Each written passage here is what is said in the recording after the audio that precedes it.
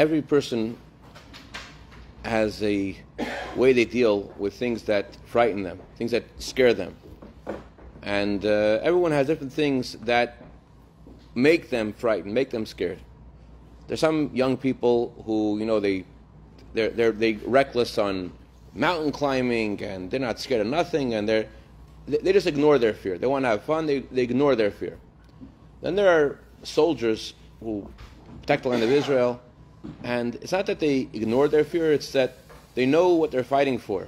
They suppress their fear. They know that their fear is not as important as what they need to do, and they just push that aside. I know it's scary, I know there's a problem here, but they push it aside, their fear, and then we have a higher mission. It's more important to save people's lives, and we push aside our fear, and we're going to go and we're going to help people.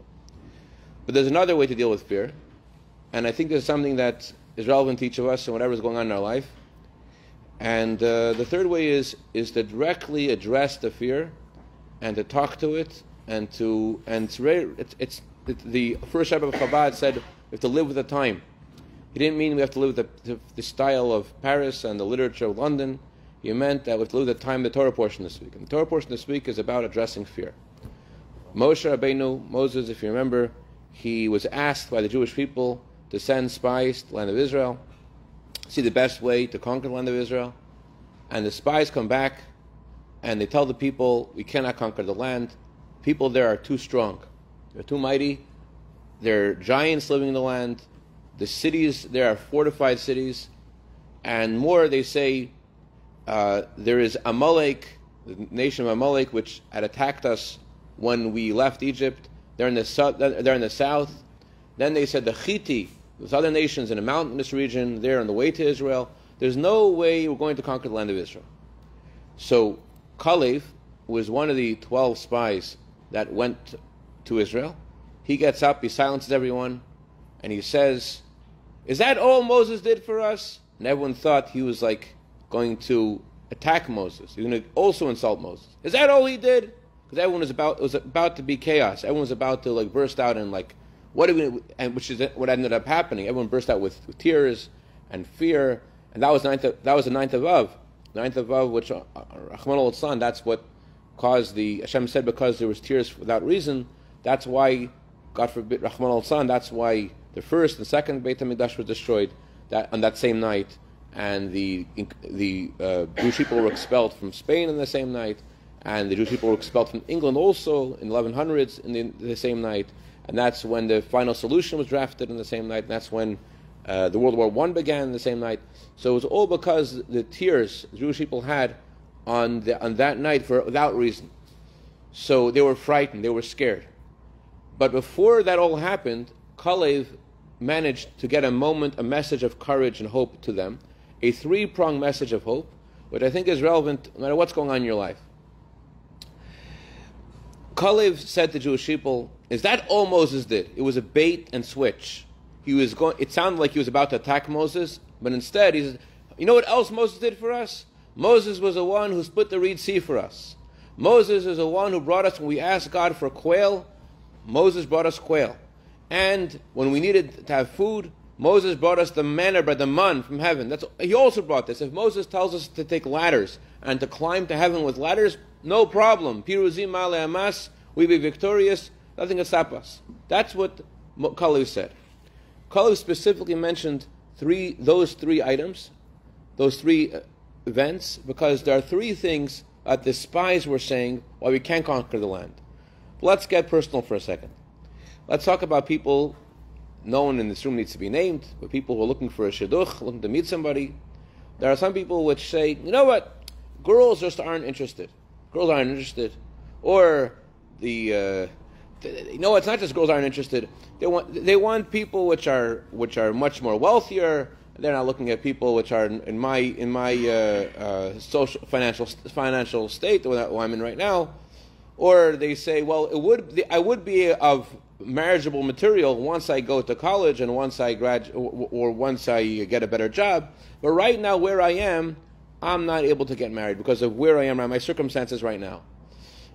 There are other people which feel like, okay, this could work. I have what it takes to find someone, but I'm so I make so many mistakes in my life that I don't think God's going to lend me a hand and make me get there. Those are the three kinds of things that people introduce into their minds. They say, first of all, just it's an impossible situation. I'm dealt a hard deck. This is also in finances. We're about to enter a recession. There's no way I'm going to make it in the industry that I'm in. Or number two, well, okay, this is not just the climate that I'm in, the financial climate, but the specific circumstances. In the hill that I'm standing on, there's no sack of cash going to be landing anytime soon. I just know where I am. It's just not happening. Or a third scenario is where you think like, okay, this could happen, but I don't have what it takes to bring out my potential. I don't have what it takes to, because I'm plagued with my own doubts and my own fears and my own idiosyncrasies and challenges. I'm not going to be able to bring out the best potential I have in my circumstances. This is what the spies told the Jewish people. And this is relevant to everyone. I was thinking about a friend of mine who was considering a prestigious position in the yeshiva, and he also had these three same doubts in his life. And he visited the Rebbe's Ohel.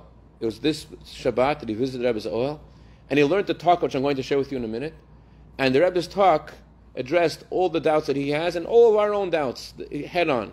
What's the first thing the spies said? They said the nation is too strong. The cities are fortified. Think about a Chabad rabbi going out to this new region. These people have walls around them. They're not interested. They're part of the cancel culture, and there's no way you're going to be able to say anything to them, because as soon as you say anything to them what might be slightly meaningful, you will be canceled. There's fortified cities. There's nowhere else. There's no way to reach people. The second thing they said was, forget about the fortified cities. There's another problem. Another problem is Amalek.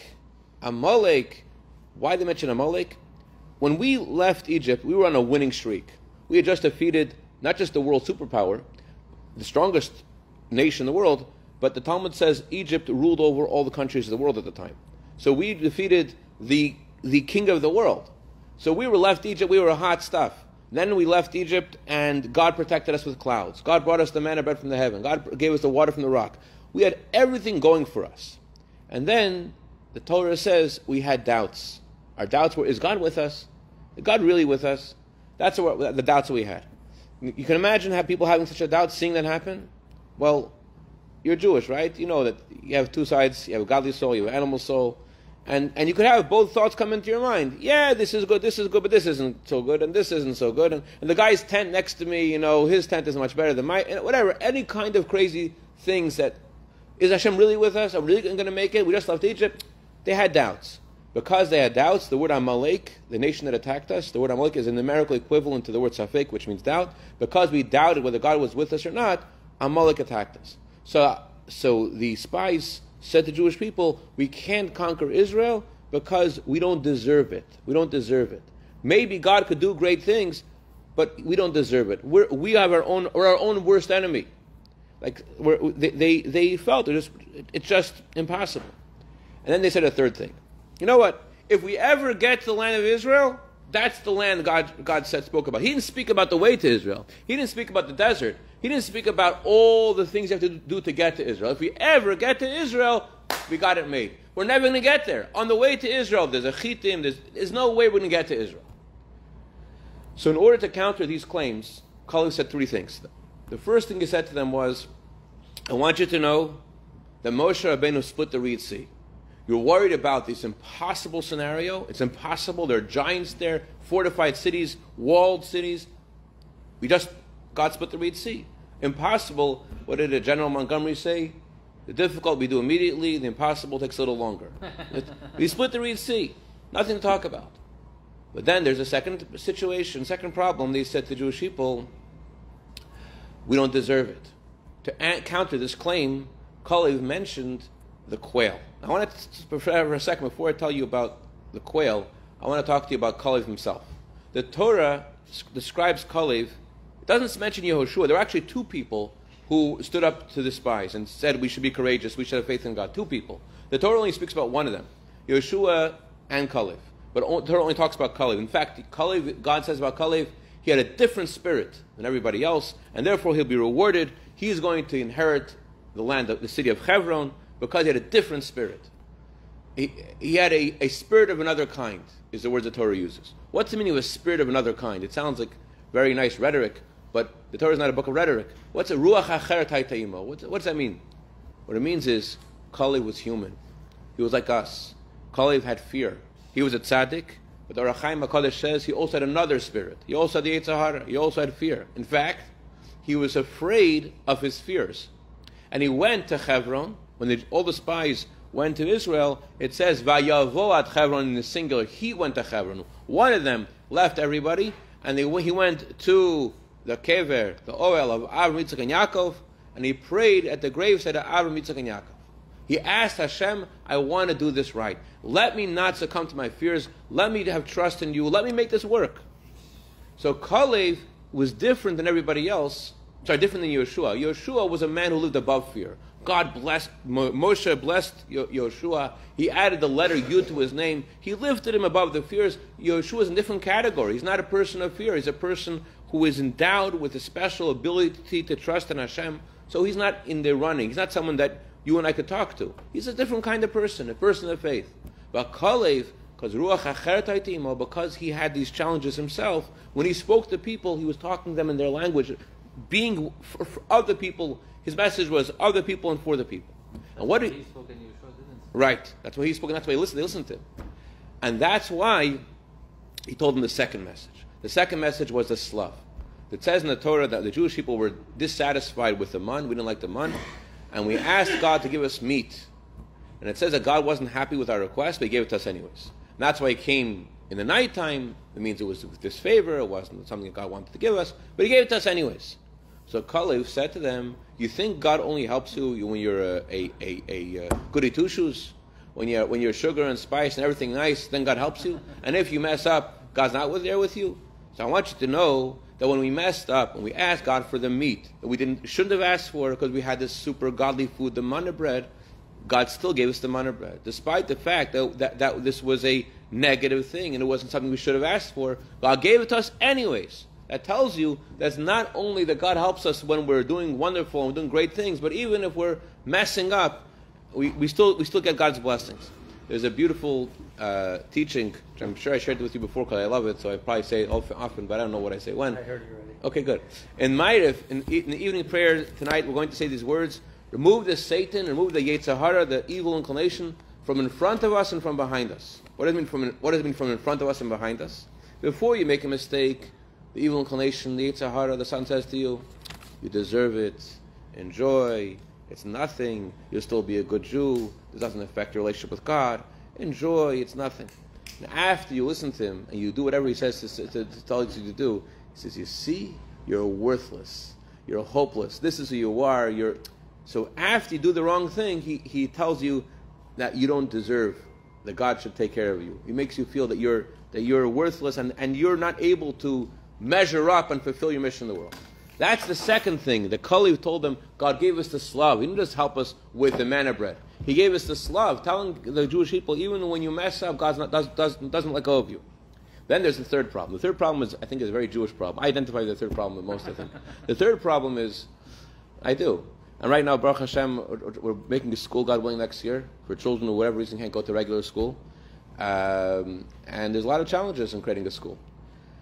And what's the third problem? The third problem is also every boy who is and a girl who is in the age of looking for a shidduch. Vaisa. 2 minutes, I'll let you go. Every guy is in the age of shidduch. He says, I'm not going to find a shidduch because I am different. I'm not the regular guy. I'm not a good catch. If I went to college, if I had a good job, then I would find a shidduch. So what did Kalev tell the Jewish people? On the way to Israel, God gave us the man. We're not in Israel yet. It's not only the way to Israel. The circumstances are such that we're not able to get to Israel. And therefore, God can't help us because until we get to the promised land and we're up to fulfilling our destiny, then God will help us. But not when we're on the way to Israel. There's lousy local conditions that are preventing us from getting into the place where the mission is supposed to happen. So Kalev said you should know that even on the way to Israel, God gives you the man. That means even before, you have to find a shidduch, right? You need to find a shidduch. Finding a shidduch doesn't just mean that God will help you find the right girl. Finding a shidduch means Jews are so interesting. I can't find a shidduch because I don't have a car to go on a date. I can't find a shidduch because of so many different reasons. Because my older sister has to get married first. Whatever the reason is, you think it can't happen for me because of some circumstance on the way. So Kalev said to them, God gave us the manna bread on the way to Israel. They tell us that even when we are not at the exact issue that we need to deal with, just things to prepare for whatever it is, God's with us in those things as well. So bottom line, three-pronged message. First message is, don't think the circumstances you're in are impossible. Hashem split the Red Sea. Hashem is guiding us to get to the coming of Mashiach, and each of us on our mission to make that happen. He split the sea, does miracles. The second message is, you might think you're undeserving. You have a lousy circumstance, and God will not help you because of your lousy mistakes that you've made. The Kalev says God gave us this love. Even when we made lousy mistakes, He didn't leave us. And the third thing Kalev said to them is, Kalev said was, you're worried about the nations on the way to Israel. You're worried you're not going to be able to get to Israel. So Kalev said that God gave us the manna bread on the way to Israel. Not only does He split the sea for us, but even on the way to Israel, before we got to the place where the mission is supposed to happen, God helps us get through all the preparatory steps. So we have all of the reason to trust in Hashem, to know that in our own lives, that there's nothing that's going to prevent us from doing the specific mission that Hashem wants us to do, to tip the scale and make it happen, bring Mashiach. L'chaim.